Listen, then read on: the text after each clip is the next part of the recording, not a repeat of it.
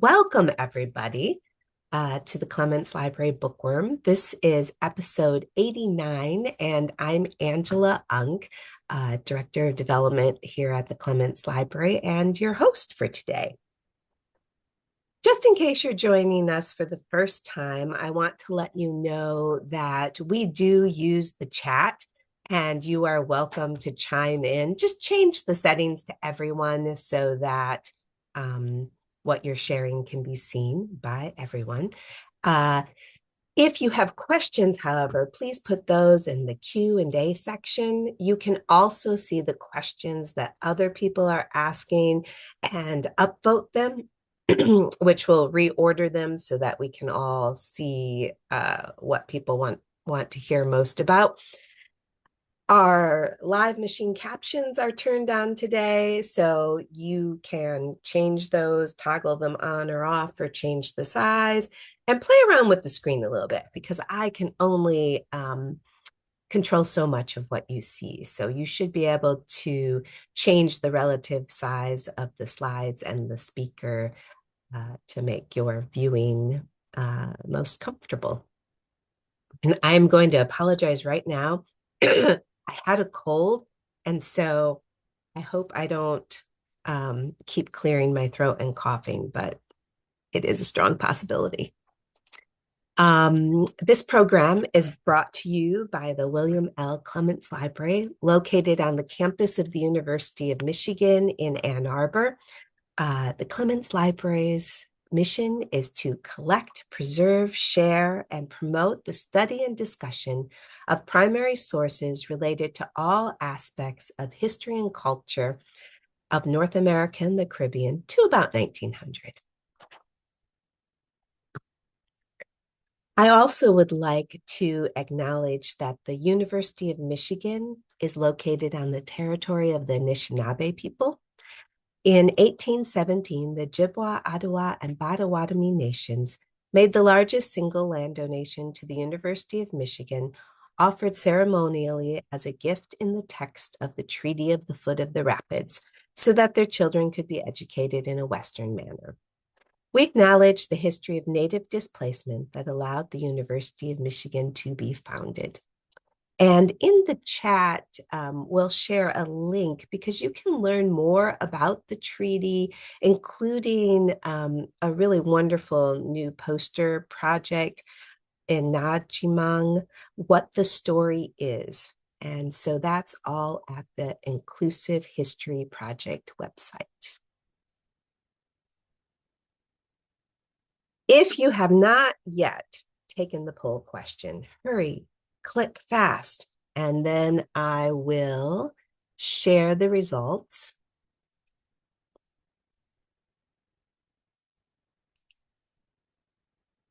Okay, so we gave you a lot of options of people that Angelica may or may not have personally known in her lifetime. And guess what? The answer is she knew all of them. And so we just thought it would be fun to think a little bit more about the web of connection that Angelica was involved in before we get into today's discussion. So thank you so much for taking that poll, and we appreciate it.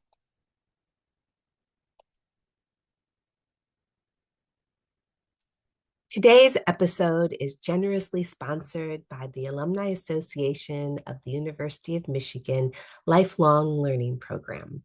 Thank you so much for your continued partnership. We really appreciate it. And of course, we're excited to have some new people on today's episode. So thank you for joining us. And of course, go Blue. And now I'm delighted to welcome Molly Beer to today's program. Raised on a farm in the town of Angelica, New York, Molly is an award-winning nonfiction writer interested in history, women, politics, and place. She teaches nonfiction writing at the University of Michigan here in Ann Arbor. Welcome, Molly. Thank you so much for having me, Angela. This is really a thrill.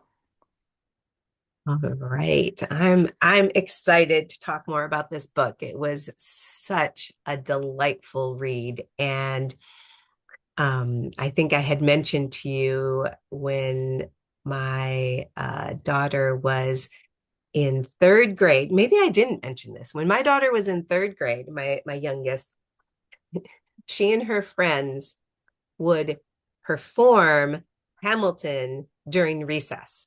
And they took it really seriously. Like she came home one day and was like, I have to memorize the words, whichever song. I was like, there's a lot of words in that song. Yeah, for sure.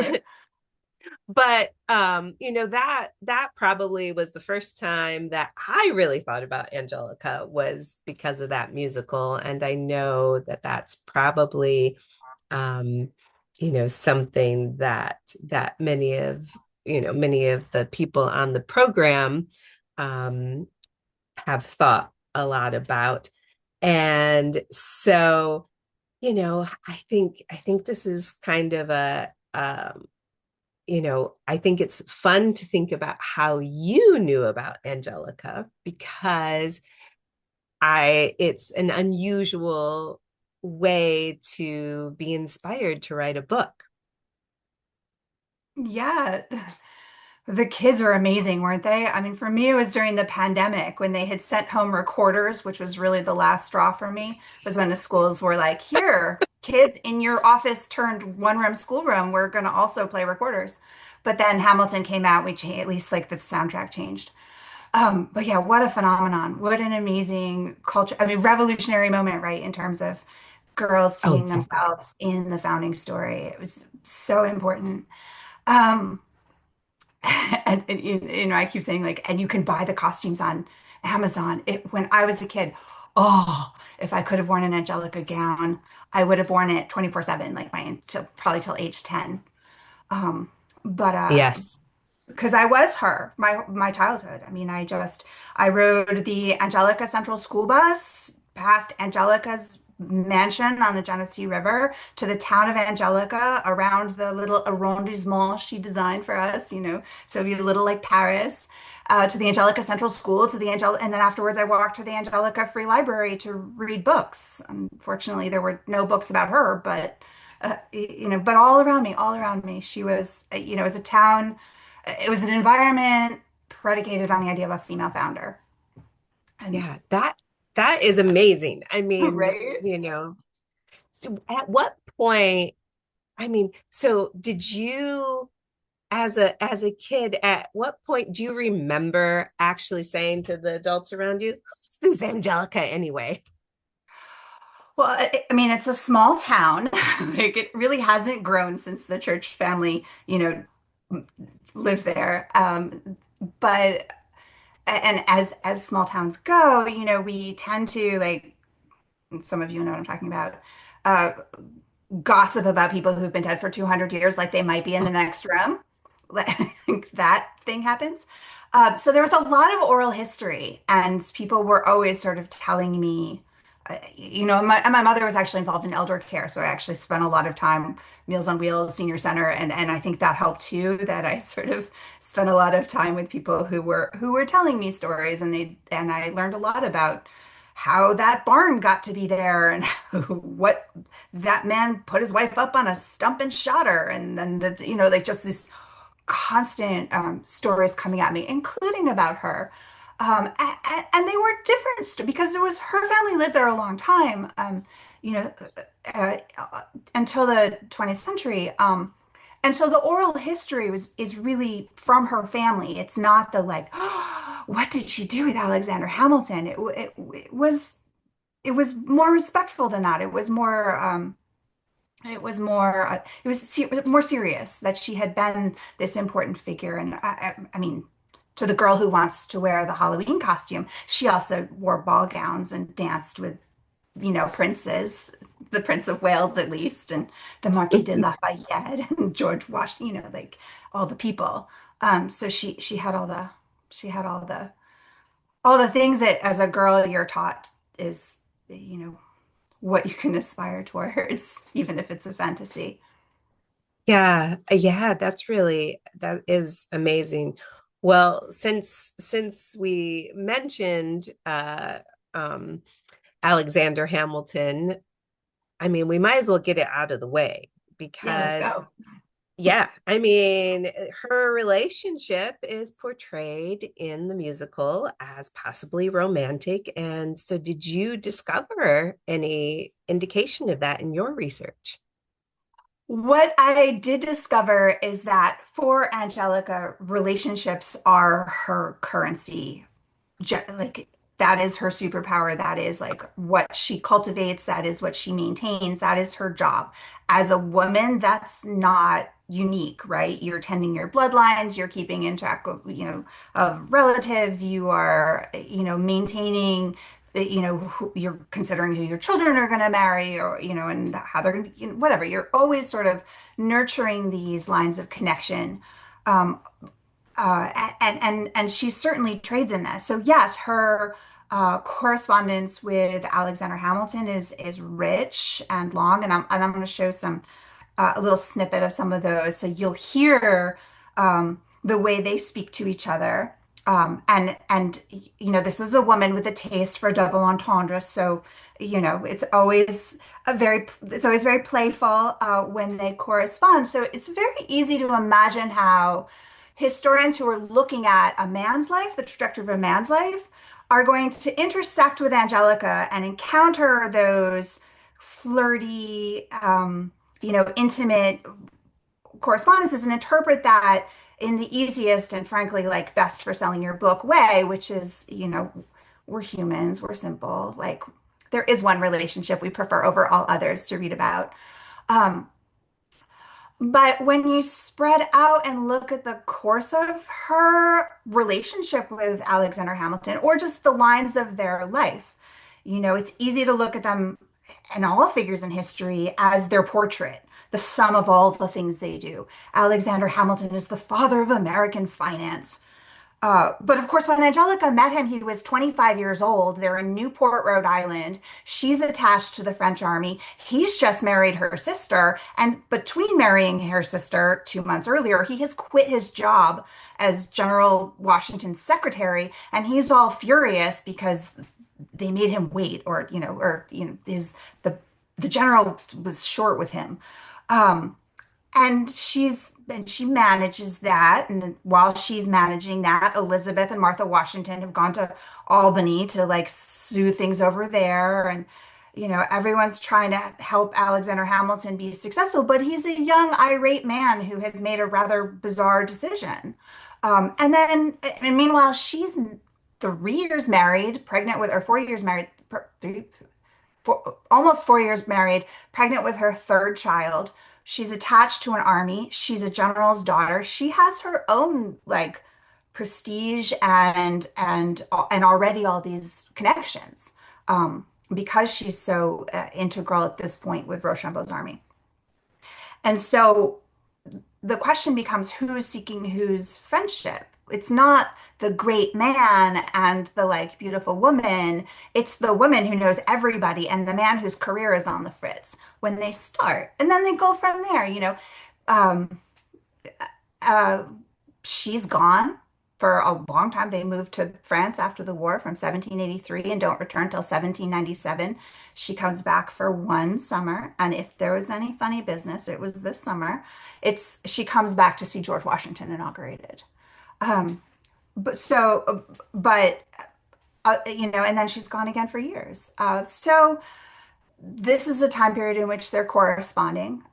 And so, it's hard to pull off a secret liaison across the Atlantic in the age of sail. Um, I'm sure people did it, but complicated to keep that from your spouse. And she's very close to her sister and really thought of herself as the matriarch of her family and the protector of that family and their interests. So when you look at that whole line and just instead of those intersections with Alexander Hamilton, also Thomas Jefferson, and she had this correspondence that had the same sort of effect, not quite, slightly different, but she addresses him as my dear brother in her letters. it would have been hugely transgressive for her to have had an affair that people know about. I'm a nonfiction writer. I need evidence for things. 1790s, they weren't making sex tapes to verify. So there's some limitations, but yeah, I mean, I think part of the problem is that we have Abigail Adams, who, said a lot of things about Alexander Hamilton when she was mad, and she had a right to be mad, and she was articulate, um, and that has remained in history. But I think that if there had been that her reputation then now would not have survived if there had been public knowledge of an inappropriate relationship between her and her brother-in-law then. That's my Right. conclusion. I know people have other conclusions. In the book, though, don't worry. I didn't like come hard on that. I read the book forward looking. It's her life as it unfolds. You don't know she doesn't know it's coming next. They don't know it's coming next. When the Battle of Yorktown takes place, no one knows the war is over. That doesn't end Right. until 1783. So I present all the evidence, and you can go through and see the letters he's writing, how they're corresponding. And, readers, I'm interested to hear if you draw different conclusions from me. Great. Thank you. Well, I will let you show some of the things that you're mentioning because I know people are definitely interested. Okay, let me get technical.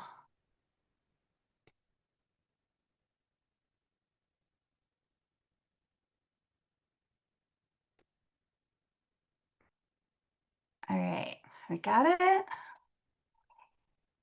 All right, so here she is, Angelica Schuyler Church, born 1756, 1814, and this is from a portrait of her by John Trumbull. And before we, really get started, since it's Women's History Month and it's also the 200th and 250th anniversary of the independent United States. And you've all come here to talk about the role of women in that process. There is a document where I would like to start, a certain document written, 250 years ago, very revolutionary, and I feel that it's imperative that we start there. Oops, wrong button. There we go. And it's this document, of course. You're expecting a different one, but it's this one. Revolutionary. This is our friend Abigail writing what I consider to be the most famous Dear John letter in the world. But if you haven't heard it, or if you've only heard it excerpted in the very brief way that you most often encounter it, here is the slightly longer outtake. And it doesn't even stop here. The whole letter is worth your time. March 31st, 1776. We're rolling up on this anniversary. And her husband, John, is in Philadelphia, where he is helping on the committee that's going to draft the Declaration of Independence. And she writes to him, I long to hear that you've declared an independency. And by the way, in the new code of laws, which I suppose it would be necessary for you to make, I desire you would remember the ladies and be more generous and favorable to them than your ancestors. Do not put such unlimited power into the hands of the husbands. Remember, all men would be tyrants if they could.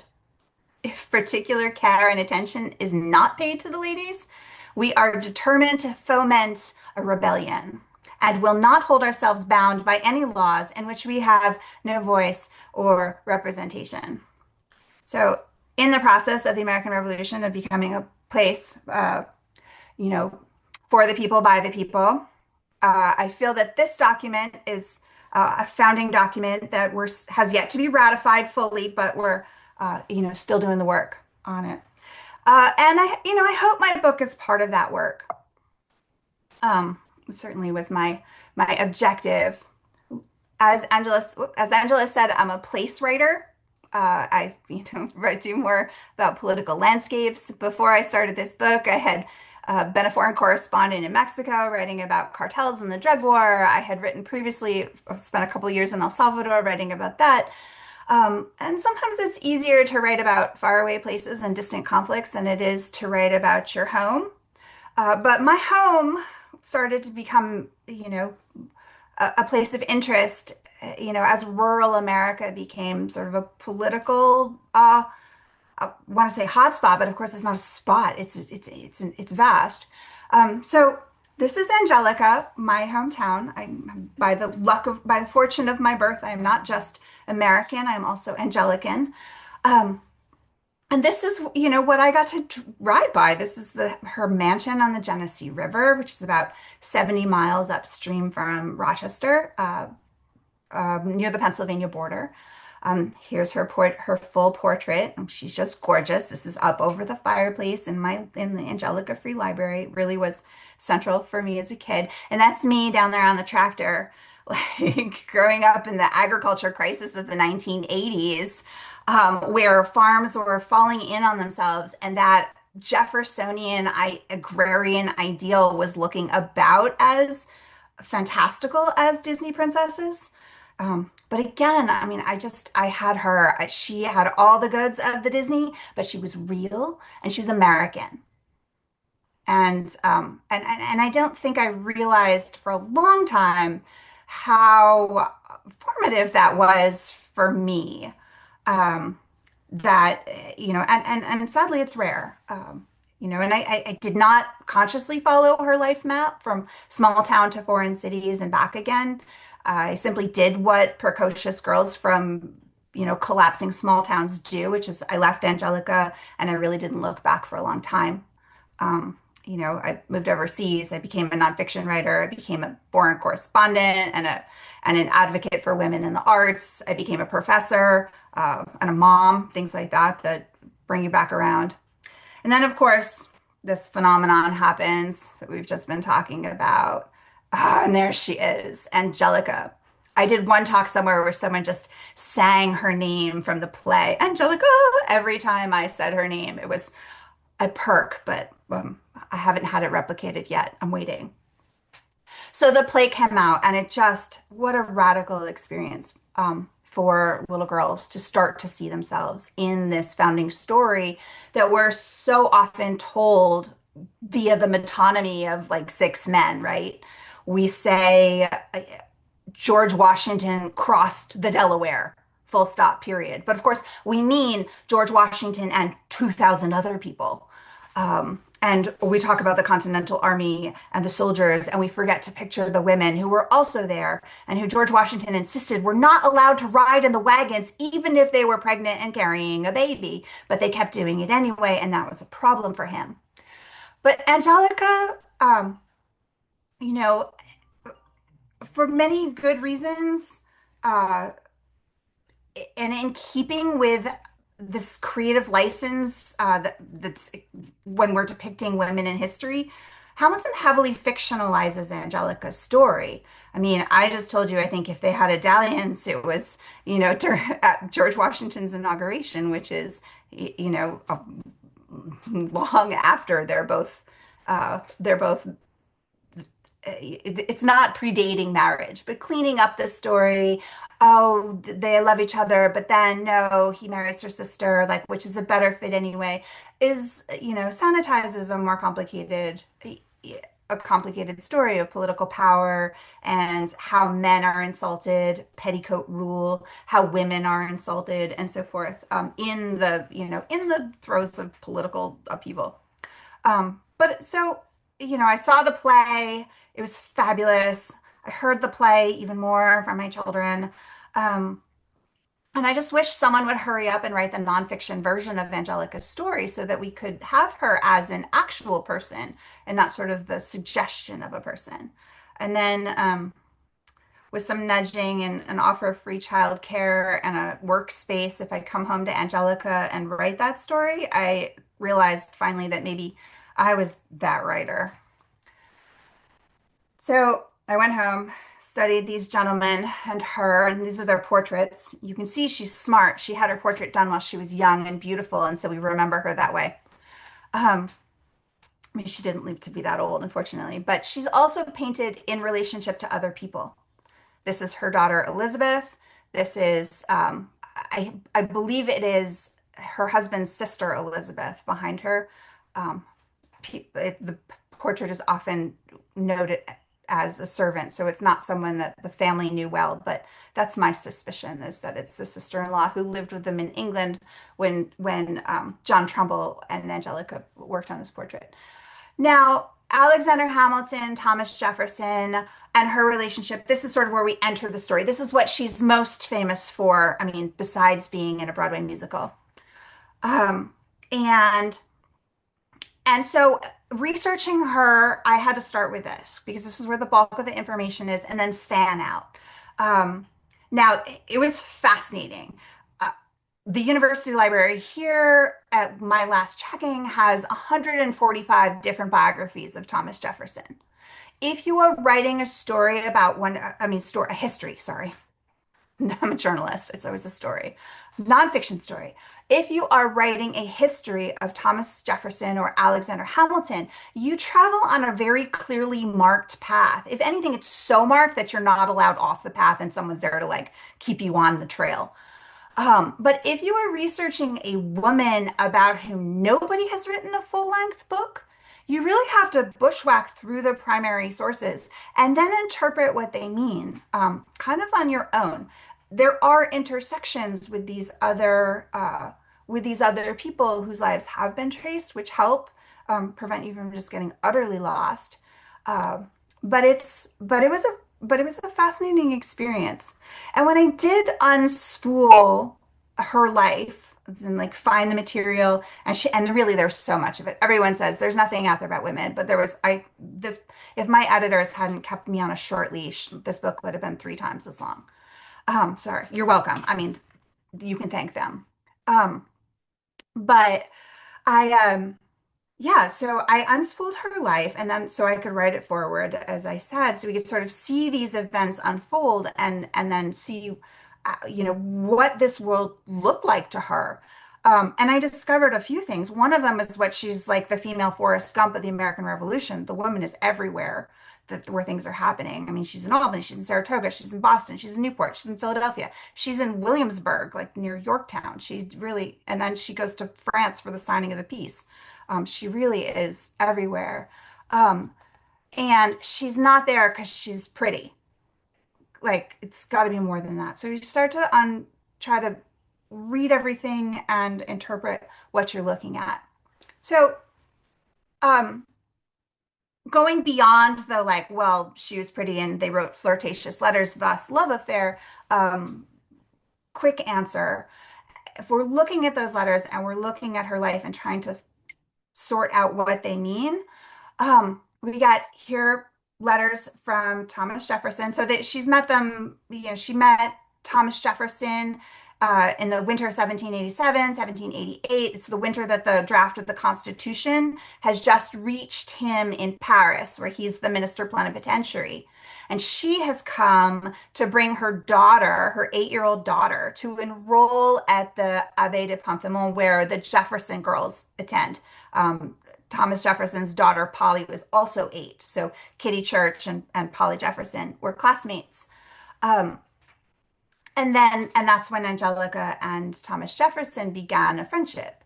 So this is much later. At this point, he's Secretary of State, and he writes to her, "Your letter has served to recall to my mind remembrances which are very dear to it, and which furnish a delicious resort from the dry and oppressive scenes of business. I hope to get back to those scenes for which alone my heart was made." I mean, that's emotive and intimate. And then uncannily similar is this letter she receives from the Secretary of the Treasury, who, also happens to be the political like nemesis of Thomas Jefferson, or they're becoming so.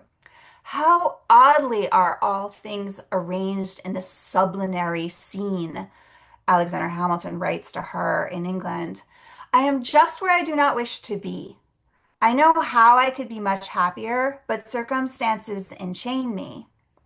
And again, we can read these as tinged with romance. But the historian Jan Lewis, who whose work I really admire, points in another direction. She says that what we're seeing is this triumvirate where you have men who are working in government, um, And you have uh, and you have this society woman. So, if you look at Wikipedia, she's a socialite, which, to my generation has a tinge of um, the derogatory to it. But for all we talk about the architecture of the new American government, we don't spend a lot of time talking about how the new American society was crafted and by whom. We do have this from Thomas Paine at the top. Society is produced by our wants and government by our wickedness. The former promotes our happiness positively by uniting our affections. The latter negatively by restraining our vices. Now, this is in Common Sense that comes out before the Declaration of Independence. So, this happiness towards which we are pursuing or free to pursue is that space that Angelica and women like her are playing a large role in crafting. Now, I'll show you an example of her doing this in a little bit, but first, I want to say that while I agree with Jen Lewis on this, I also started to notice something different in the pattern in Angelica's life, a pattern that I found really compelling. Um, and oops, my slide's not switching. There we go. Okay. And this pattern dates all the way back to her childhood. It's a pattern of connection. She is this person who steps in between Alexander Hamilton and Thomas Jefferson, who are political rivals, and yet both of them love her. She's the person in the middle. She's the person who, you know, after the after the Battle of Saratoga, the British have lost. General Burgoyne is sent to Boston as basically a prisoner of war with his army, they have surrendered, so they're not calling them prisoner of war. They're calling them the Convention Army out of respect. And Angelica goes to General Burgoyne's parties even after he's burned down her family house because a peace has been made, a surrender has been made. And if we're going to honor the terms of the surrender, you have to step into that space between. And that's what she does. And so I went back to her childhood and traced this line.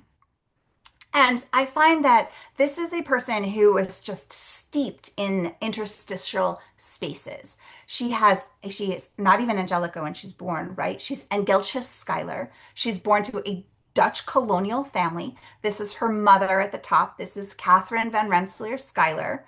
The Van Rensselaers descend from an Amsterdam diamond dealer who was the developer in chief of this territory around Albany. And she's born in a Dutch style house. That's the one that says Anno 1667 in the middle left. So it's almost 100-year-old house when she's born there. Her family is deeply rooted in this area, but 1756 is the cusp of the French and Indian War. And also, it's no longer New Netherland, even though everyone speaks Dutch, and at the Dutch Reformed Church, you're still speaking Dutch. Dutch is Angeltje's first language. Clearly, her name is Dutch. But they've been British citizens for almost a century, and now they're on the cusp of the French and Indian War, in which her father will fight with the British. So it's a globalized space, it's a polyglot space, it's a multinational. You have had, they celebrate Pinkster in the springtime, which is a Saturnalia in which um, the enslaved servants have been enslaved people in in New York since the 1620s. I forget my dates, but very early in the colony, and they were integral to crafting everything. And then they have this holiday that's African drums and crown the king and so on. It's creepy, but it was a celebration of this African heritage. And then in August, Angelcha's great aunt's house is converted into an encampment for tribal gatherings, and you have Mohawk and Seneca and Oneida coming into Albany to do business, but also to have conferences to confer with the colonial government. So after the French and Indian War, which really changed Albany because of during the war, families were required to give over their second best bed to, one or two or three British soldiers. But once you have English in the household, it did sort of start to like spread more than it had in the century prior. And by the end of the war, the Schuylers decide that they are going to embrace the like British, who won the war. They're going to embrace the British colony in a greater way. And they build this new house on the bottom right. This is a Schuyler mansion. It's a museum. You can visit it. It's super cool. But it's an English style house. Unlike the Dutch house, which is like part warehouse, part mercantile, the English style house has a saloon for dancing, a library for books, and there will be not a single cooking fire in the whole house. All of that's in a wing in the back. So it's a really different social structure has come into her community. So that's where she starts, multilingual, multinational, even though Albany seems like the most remote place in the world to be born in 1756. Then she arrives on the world stage, and I'll do this quickly because I don't want to take forever. But this is the first time we see Angelica acting as an independent agent in this way, and she is 10 years old. The first time she's like going into those between spaces. Um, it's 1766. The Stamp Act riots have taken place. The act has been repealed. And New York has a new royal governor, Henry Moore, who Britain has sent because he's just successful. He was the lieutenant governor of Jamaica during the suppression of a freedom movement called Tacky's War that was violent and atrocious. And so they're like, oh, well, he's the guy to take New York, to manage New York. And they send him to New York. And Henry Moore is really not that guy. He wears homespun coats. He says it's to support the local artisans, not because he supports the Sons of Liberty, but there's a little wink wink going on. And in the end of the summer of 1766, he takes this trip up the river, which even the Dutch are starting to call Hudson's River, although not super willingly because Henry Hudson's an Englishman. Um, and he brings his daughter and his wife, which is how you signal that you're making a friendship journey. And they spend weeks with the Schuyler family at their new house in Albany. And when the royal governor and his family return to New York, they take Angelica with them, and she spends the winter living in this is Fort George in the painting with the ramparts around it. And then you've got the mansion within the fort.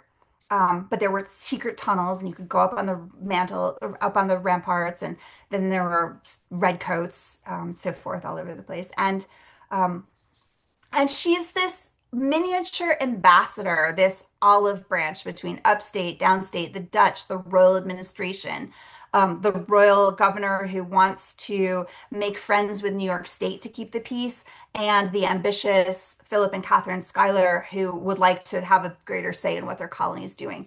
And their daughter is that nexus, is that connecting point. And here's the royal governor of the colony of New York chastising her father for not mentioning her in his letter. Miss Schuyler desires I would inform you that she is extremely shocked that you make no mention of sending your duty to her.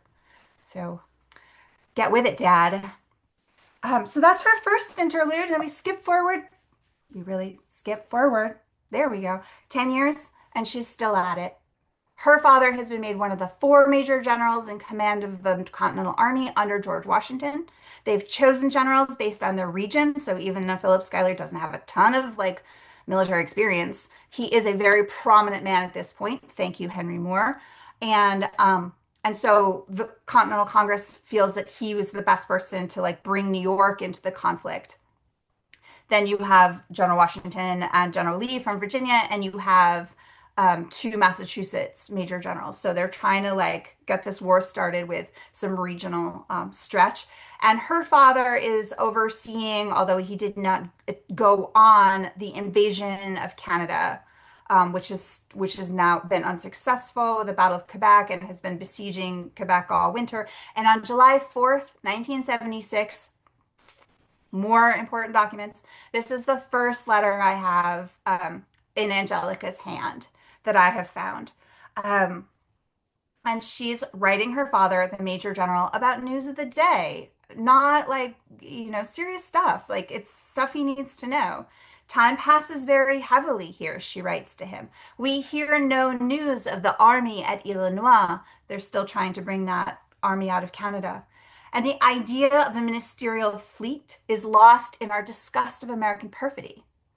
Meanwhile, there's these assassination attempts, and this, and a loyalist plot in New York, and she's talking about that to the Major General of the Continental Army as a 20-year-old. Of course, now she lives in a house that's completely overrun with, young officers who were like, we want to be glory and battlefield commands, and they're just salivating for this. And of course, she has, the in on the generals, so they're annoying, but for her, there's only one promotion available from the general's daughter. And that, and it could backfire, but it's to get married. And so in 1777, against her parents' recommendation, she marries this guy. Um, this is John Carter, or so he's called. That's another story. And the nicest thing anyone has said about him, at the is that he's an old-fashioned English Whig, which is a little neutral. Um, he's called a mercenary calumniator by a man with whom he was like challenging to a duel. He's called a mere man of business by one of those gentlemen who considers work to be, an indicator of your low status. He's called treacherous, but this is by a woman who's attached to the British Army, and he's in fact an Englishman, so she kind of has a point. And later on, George III himself will describe John Carter as avowedly inimical. So he's not a popular guy. Even General Schuyler, of course, says the match was exceedingly disagreeable to me. He has no money to speak of. I mean, he's got some, jingle, but not like proof of real money. Jingle goes away. He has no land. He doesn't own any property. He doesn't own any ships. He's just this like good-looking guy who shows up and he's really good at cards and he likes poetry and he's pretty good with numbers. Um, and he's there to audit her father. But, something goes on. They, despite their parents' admonition to not to, elope. And they wind up having to leave because things are pretty tense. And they go to Boston. Things go really badly. They have a few flop attempts of various undertakings that actually both literally go up in flames. But finally, he joins with Jeremiah Wadsworth and forms the firm Wadsworth and Carter. And they become contractors to the French army to supply them with food and fodder and most critically rum. And he winds up making a lot of money doing that. But he's good at it. He's actually what no one talks about because they're too busy hiding his past is he's trained as a wholesale grocer. So he's actually uniquely prepared for this task of making sure there's enough food for an entire army. He makes a lot of money. He and Wadsworth and Robert Morris get together to form and back the Bank of North America. By the end of the war, he's contracted to supply the entire army. So people don't love him, but they do hire him for things. And here's Alexander Hamilton on the march to Yorktown, reporting back to Albany. Angelica doesn't go to Yorktown with them initially because she goes home to have a baby. Mr. Carter's in good health, and the principal French officers express great satisfaction at his conduct.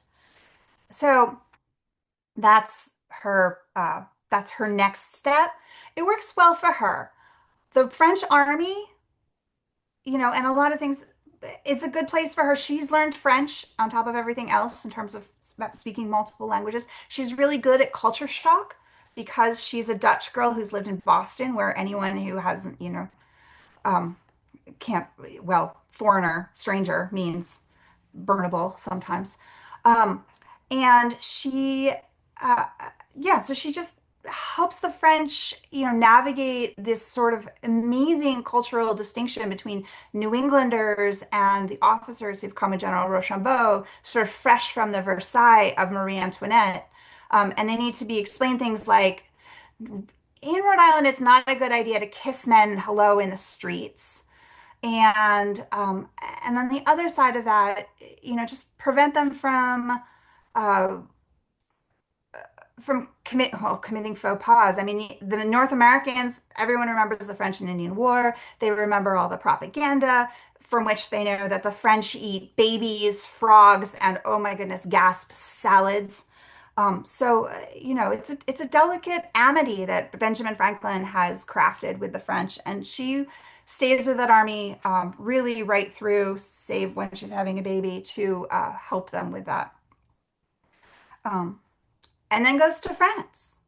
And here's where we start to get her crafting. I'm skipping the French part. This is where we start to get her crafting what it is to be an American woman. And she starts this abroad. Um, here we have her again in the middle. It's 1784. John Trumbull is the guy in the circle. He's the painter. He's come back to England to continue studying art. She's been backing him for a long time. He's actually the godfather of her older daughter, not this daughter, but her older daughter.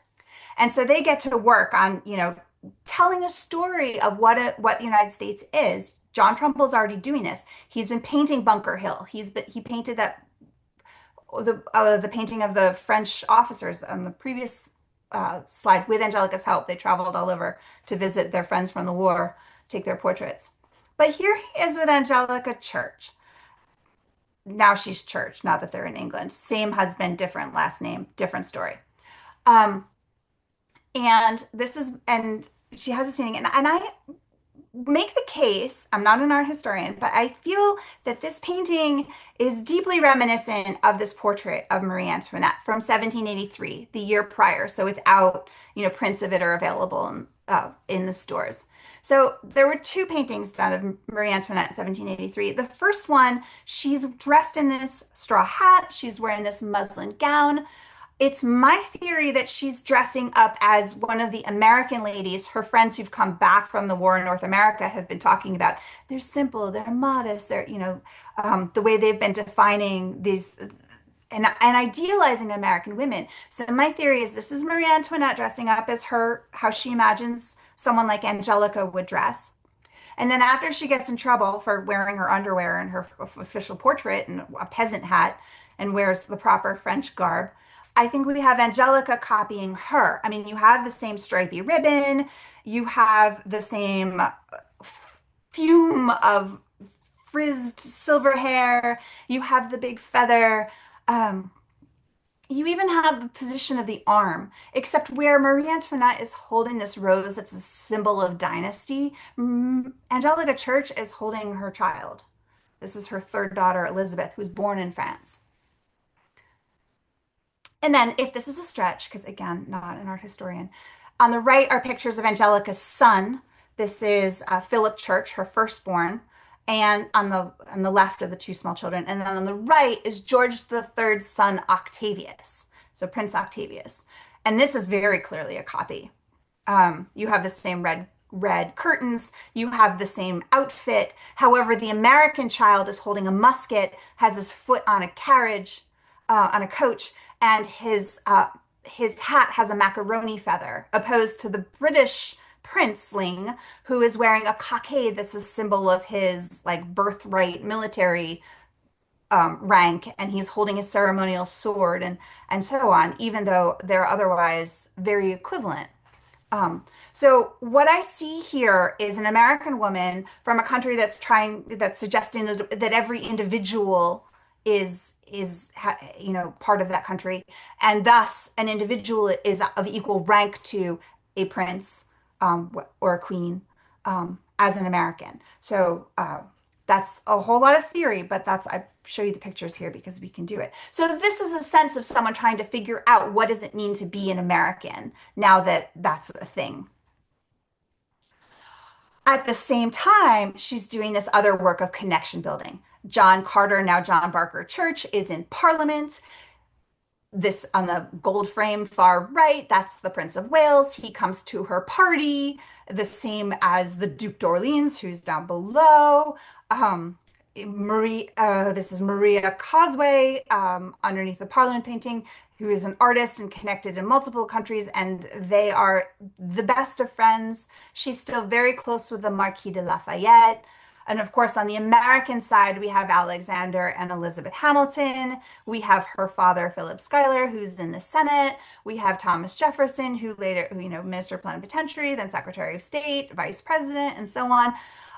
You also have these three smaller ones, Gouverneur Morris, who, helped write the Constitution, who's, been involved in all kinds of amazing flashpoints in American history, but has had very little said about him. And Robert R. Livingston, who's Angelica's cousin and with whom she corresponds a great deal, including later on when he's negotiating with Napoleon, there on the far right. Via Talleyrand, who's the man in the chair, whom Angelica single-handedly got out of England when England said he had to either go out of France or like go out to sea. And she got him to North America, and thus Talleyrand, who negotiates the Louisiana Purchase, is deeply indebted to specifically Robert R. Livingston's cousin Angelica. So he's like, write me a lot, please. And then George Washington and John Jay. So she just has this massive web of people she's corresponding with across three different countries who are involved in, revolutionary politics and all of them. And she cultivates this actively. Her house, even though after John and Abigail Adams go back to the United States, there is no minister plenipotentiary from the US to England for years. Her house is functioning as this American seat. Now, granted, her husband is English, but her status is just so high and her name is so familiar and she's so known through her father and her mother and so forth that she's always seen as an American.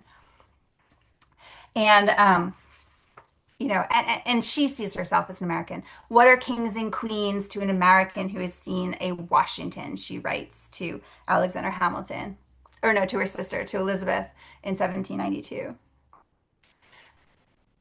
But she's still keeping in touch with Thomas Jefferson. And in 1797, when things are when has joined the war with France and with England is at war with revolutionary France, the Church family decides it's time to go back to the United States, and they relocate to New York. The newspaper prints, they come on the ship, the Fair American, which I just love, and they take Government House, which is the house that New York built for George Washington, on Broadway. I told you she'd already like reigned on Broadway once. She's living in this house that's built for the president. Like the family makes a huge and public display of what it is they see themselves coming back to do. And Angelica receives a letter from the now Vice President Thomas Jefferson. You will find that the agitations of Europe have reached even here as there. They are permitted to disturb social life. And we have not yet learned to give everything to its proper place, discord to our senates, love and friendship to our societies. Hold on, but he says more. I didn't know the whole thing. Let me get this out. There we go. Your affections, I am persuaded, will spread themselves over the whole family of the good, without inquiring by what hard names they are politically called. Now, I will say this. While Angelica may have had good intentions of spreading her affections over the whole family of the good, she was also trepidatious. They had seen enough of the French Revolution to fear political agitations, and partisanship was really rampant in New York at this time. She's concerned about, she's been reading about, of course, the revolution has not brought the liberty everyone was hoping for enslaved peoples. There have been a spate of slave uprisings, and she's nervous. John Barker Church is so nervous, in fact, that before leaving England, he purchased a pair of elegant dueling pistols with walnut grips and hidden hair triggers. And that's the next chapter of their life, is navigating this intense partisanship of New York. And these are the pistols that are used in this duel with Aaron Burr and John Barker Church in 1799. And they worked together at the Manhattan Water Company. They're both directors. And but John Church makes a comment about Aaron Burr getting kickbacks for legislative work.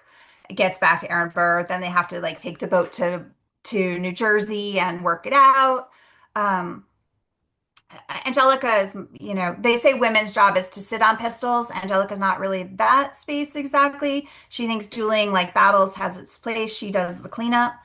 Um, so they go, they fire shots, no one's killed, they come back, they get back to work. And shortly after, because of course New York is going to gossip about this and it's political violence and so on, because they're both known or at least assumed to be of opposing political factions. But Angelica takes Aaron Burr as her guest to a party at the house of a French diplomat, um, where everyone, where the French Revolution and the terror is now very fresh in everyone's mind. And the diplomat's wife writes, "What I like of your politics is that savoir vivre unites. Madame Church brought us Colonel Burr and seems to make a point of treating the chiefs of the party opposite her own with the greatest distinction. I find such politics greatly to my liking." So again, throughout her life, we're seeing this pattern of doing what she can to keep the peace and hold the civic body together, the body politic together. And that's the line I trace. And there are many, many more incidences in the book. She's a busy woman, but that's the gist of it. So she's, yes, trades in relationships, but she trades in relationships for political ends. Um, so yeah, that's what I have. And you have questions, I know, and I'm sorry it took too long. Oh, you didn't take too long. That was wonderful. Thank you. I'm just a I, wind-up doll right now. well, I mean, we talked about this. When I was reading the book too, I was like, what section are people on? I want to talk more about it because her life is fascinating, and I love seeing the letters and talking about the letters and the primary sources because, of course, that's what we're all about at the Clements Library. And so um it's great to have some of those read and to think more about them. um I'm going to do just a couple of announcements. I see we've got a few questions coming in, but as you think of more, everybody, just put them in the Q&A section, and we'll get to them in one moment. All right. So let's see. Our current exhibit to mark the 250th anniversary of the publication of Thomas Paine's Common Sense was created by students from U of M professor Andrew Murphy's political science course. And so we invite you to check it out either in person, Monday through Friday, noon to 4, or online. And we do also have guided tours if you're in town and want to join us for those. Our next Drinking the Revolution lecture is on March 26th at 4 p.m. at the Hatcher Library Gallery, and also available on Zoom. So look in the chat and sign up for that. It's Kirsten Wood's book, Accommodating the Republic, Taverns in the Early United States, where she explores how Americans' use of taverns in their pursuits of happiness helped flesh out the evolving meaning of citizenship in the young United States. So that's part of the US at 250. It's a collaboration with the Clements Library and the library as well. So we'd be excited to have you join us. Another US at 250 event coming up is a program with Eric Liu, founder of Citizen University. He'll be the keynote speaker for Rethinking Patriotism, Forging a New Civic Identity. That link will also be in the chat. And next month, um, we invite you to join us again. The Bookworm happens every third Friday at 10 a.m. And if you are not able to join us, we do send out an email on Friday afternoon with a link to the recording, as well as any links or resources mentioned during the broadcast. So you will receive that later today, and you're welcome to share that with other people as well. And then next month, you'll receive a reminder. And if you're able to join us live, that's great. But otherwise, you'll have a chance to watch it afterwards. We have next month Don James McLaughlin, author of Phobia and American Literature, 1705 to 1937, A Therapeutic History. And so he explores how phobia, first tied to diseases like hydrophobia, i.e., rabies, became a flexible suffix attached to various spheres and social concerns, shaping political, medical, and aesthetic thought from the colonial period through the early 20th century. If you're interested in sponsoring a future episode of the Bookworm or to donating to the Clements Library, we're always happy to have you part of our Clements Library Associates, our group of donors. And you can check that out or contact me or Anne for more information. And today's episode was generously sponsored by the Alumni Association of the University of Michigan Lifelong Learning Program. So thank you so much. All right. Great. And I see questions in, oh, this first one. Oh, you did. I caught this as well when you were talking about growing up in Angelica and people telling you stories. Marianne is like, wife on a stump and shot her. Tell us more. Oh, you're muted. Sorry. Um, yeah, no, just those little tidbits that you get, those like shreds of stories that people tell you, and you're, you're just like that.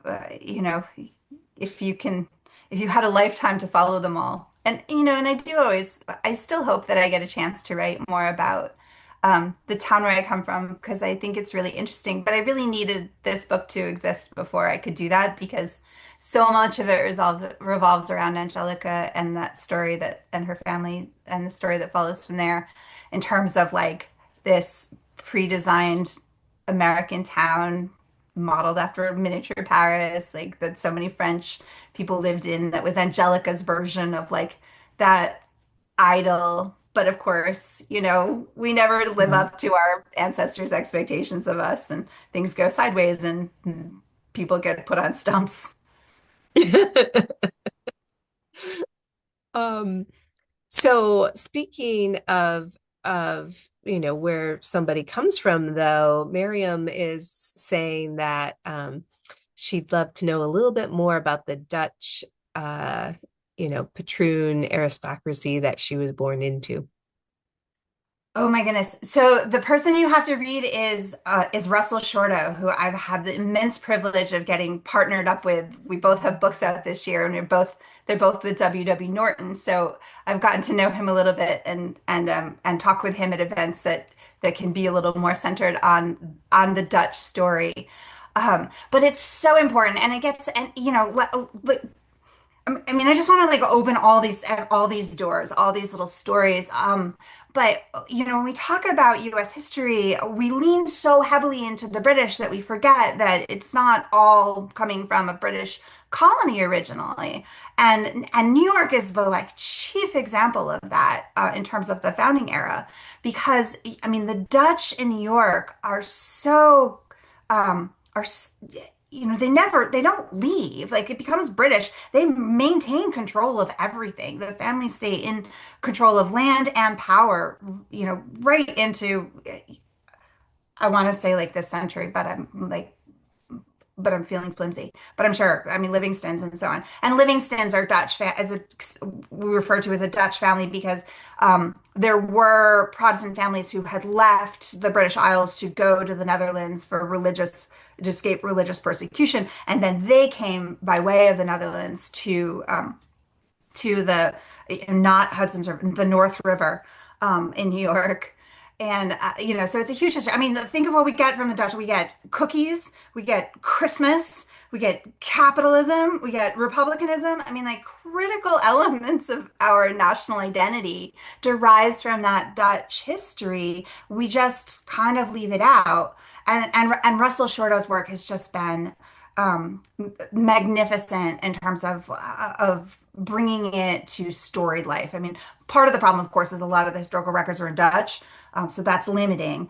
But it, people are doing all the work, filling in these negative spaces that have been left out of the telling. And his newest book, The Taking of Manhattan, is his best yet. But I think you have to read Island at the Center of the World first. Thank you. Right. Um, so Miriam is also asking a little bit more about letters, both public and private, but I think that might have been before you started talking about letters, but I don't know if you have more to say about that.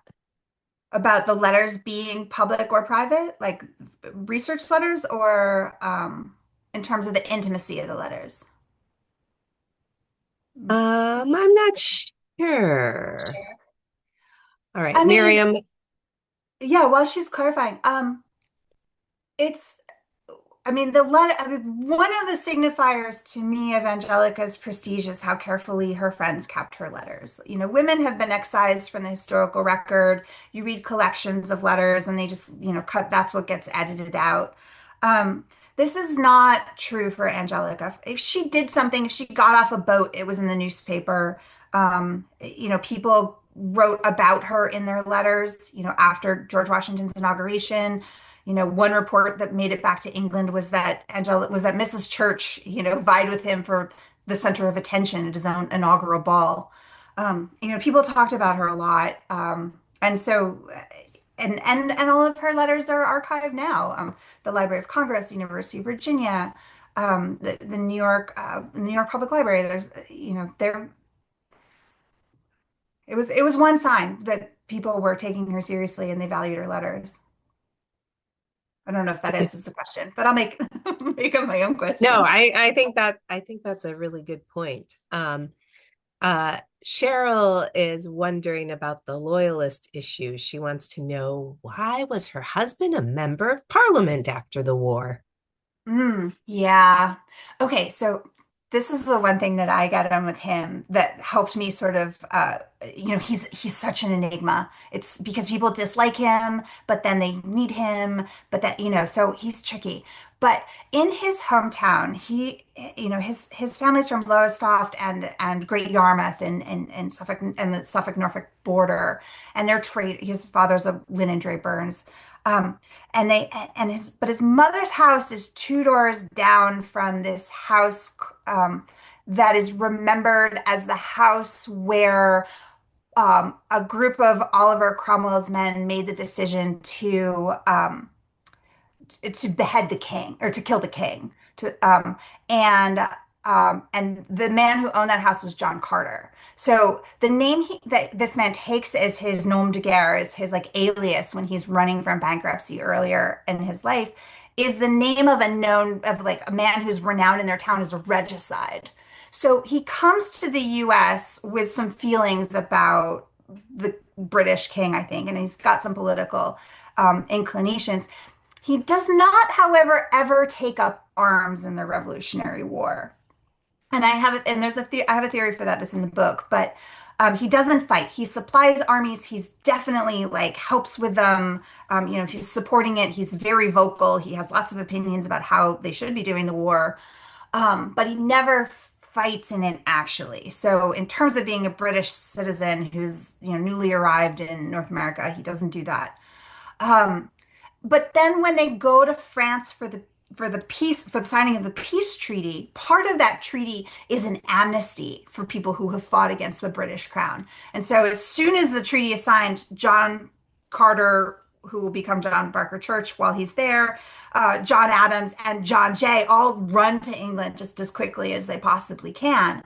um, John Jay is really tired from signing documents, so he'll spend a few months at Bath while his wife takes care of the two kids, or three, maybe three at that point, and Benjamin Franklin and his gout and gravel and other complaints. And the other men are trying to set up business arrangements. John Barker Church resumes his, makes up with his family, comes back into the fold. He's made a lot of money. That helps. Um, but yeah, so under that amnesty, he can return to England, and then he's trying to make up with his mother, who he's an only son, and so he says she's elderly, and like we're just going to stay here till she dies, but she doesn't. Um, and in Angelica's pretty homesick, but that's why they're there initially. And then but he's politically minded, so he does join Parliament. Charles James Fox is eating dinner at their house all the time. Americans who want to meet with parliamentarians in sort of like a backroom situation do so at Angelica's house. Um, he's not subtle about his politics. I mean, that's the king complaining about him because the first place he tried to go for Parliament is Windsor, which really got George the Third's goat. But yeah, so he does think of himself as an Englishman. He does think of himself as an old-fashioned Whig politically. There were political there were people like Charles James Fox who supported the American Revolution. And so it wasn't, that everyone in Britain was, keep the, down with independence or down with the colonies. And so he was of that political persuasion even before he arrived in the US, I suspect, or in the colonies when he arrives. But yeah, no, um, he doesn't, his main work in Parliament was against corruption, about people buying influence and so on. So that was a sort of the bone he liked to pick. So, one of the things that I wondered about is did you find any evidence of when he actually told her that he wasn't John Carter? No, no, I mean, that's the saddest thing is that I don't have any of the letters between Angelica and her husband. Because when those come to light, if they ever come to light, it will blow the story open, you know, to amazing degrees. But so I don't know that. The people who are surprised are pretty close up. So I mean, I think it's entirely possible that she doesn't know. But I also suspect he probably told her earlier on, and maybe even at the point in which they're discussing getting married, that she has a bigger picture of his life. Um, you know, the person who I don't see being shocked is Philip Schuyler. So it's possible that in trying to convince the Schuylers to let him marry their daughter, he did like come clean about his history. Yeah, yeah. I mean, that's one of those things that I did wonder about. I was like, oh, did she know? Did she not know? I know, me too. I was still wondering. I wonder it a lot. But we, Yeah, yeah. it's patching together that quilt of what you can find, and then you know, but hopefully, more books are coming. Hopefully, someone I finds love it. it. Yeah. Yeah. So what you mentioned it could have been three times as long. So what did you have to cut that you wish you could have kept in? Oh, all my darlings. No. um, let me think. I mean, one, like a lot about the Dutch. Like that's a section Hmm. that like was so interesting, and you want to tell. I mean, so Engeltje is the name of the aunt who helps Kilian van Rensselaer when he's orphaned to come to Amsterdam to become an apprentice to a jeweler when all he wants to do is join the army and follow his father into the 80 Years' War and the inevitable end of that story. Instead, he like against his will, because of Aunt Angelika, he becomes this jeweler, and then we get Van Rensselaer, and then we get Albany, and then we get this guy, so like that backstory was really interesting to me. I I mean, I did talk about Molly Brandt, who is who is a and she's a Mohawk negotiator who's present at the conference prior to the invasion of Canada, and her like role in relationship. So she's in there, but like bigger and yeah, no, just I mean, things had to go. Things had to go. Right, More about right. her children. Um, what I didn't research, mostly because I loved ending with her I loved ending with her like heading into the sunset on like her next big project. I won't, go too far, but she made it to Angelica. So she's setting out to Angelica to like create this new place rather than trying to like sort of weed through the War of 1812. Mm, But so that was a section that I didn't even like take on. I mean, I read the letters, but I didn't try to write it. So yeah, no, there's just she was a busy, busy woman. I mean, a lot of right. children, a lot of friends, a lot of things to maintain, multiple houses, multiple countries. I mean, she's, yeah, wow. Yeah, definitely. Yeah, she definitely had a lot going on. Yes, and it was a wonderful book. And Miriam is also saying in the chat how, your language is melodic and engaging and just magical. So very, very high praise. So, and I totally agree. And I also listened to it, and you and I talked about this, how wonderful the reader is, that I really Mhm. enjoyed her. So, um, all right. Yes, Uh, totally recommend the audiobook. The actress is fabulous. um, and Miriam is just wondering, are Angelica's letters available online? Did Mhm. you, are some of them digitized at Library of Congress and other places? Yeah. The challenging thing is, of course, I mean, researching women in history, you have the problem of, she's Angelica, she's Angelica, she's Schuyler, she's Carter, she's Church. Like women's names change all the time. But when you're researching them, their materials are all filed under the men in their lives. So if you go to the Library of Congress, you're looking for her letters with Elizabeth Hamilton. But of course, you have to find those under Alexander Hamilton. And if you search, you'll get one, but that's it. But there are many at the Library of Congress that are online, beautiful scans, high resolution. You can get right up in there and see, her commas, which people do. They're there at the digital collections at the New York Public Library. They have Philip Schuyler's papers, and again, there are tons of letters to like connected to Angelica. And I mean, but they are filed under dates. So it's like, here is the stack of letters from May 12th, 1776. It's like May 13th, 70, So they're tedious to find. The University of Virginia also has attached to Thomas Jefferson, but she's archived separately there. They have a collection that's explicitly about Angelica because of his friendship with her. Um, yeah, so they're there. You can find lots of them online.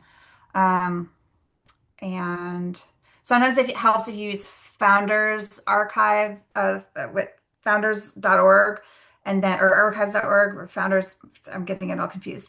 But there's the Founders website that the National Archives keeps. I forget the website. But you can find searchable text there, and then they can locate you back to where those letters are held. And then you can find the originals. Um, but it's a slog to find them, but they're there. Right, right. Yes. And anybody who's thinking about projects, remember that for all of those digitized letters and documents online, libraries all have lots more that aren't digitized. So plenty of projects, plenty of people to research. So Yeah. everybody needs to write a book. Everyone should. I used collections at Clements. I used the Lucy and Henry Knox papers, Oh yeah. Nathaniel and Catherine Green papers, who were, Lucy Knox and Catherine Green were both, traveling with the American Army like Angelica.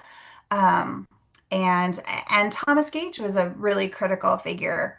His wife is one of the Dutch, one of Angelica's cousins who was in the loop, Margaret Campbell Gage. And those the family letters aren't at Clements, but all those letters about, he's just like, oh my goodness, the upriver people, what he's struggling with, trying to keep everything, just the enormity of the job with the transportation. The limitations then. Um, Right. yeah. All right. Well, thank you. Thank you for this wonderful discussion and presentation. Thank you to everybody for joining us and for asking great questions. And have a great weekend. Yeah. Thank you so much, Angela. Thank you, everyone.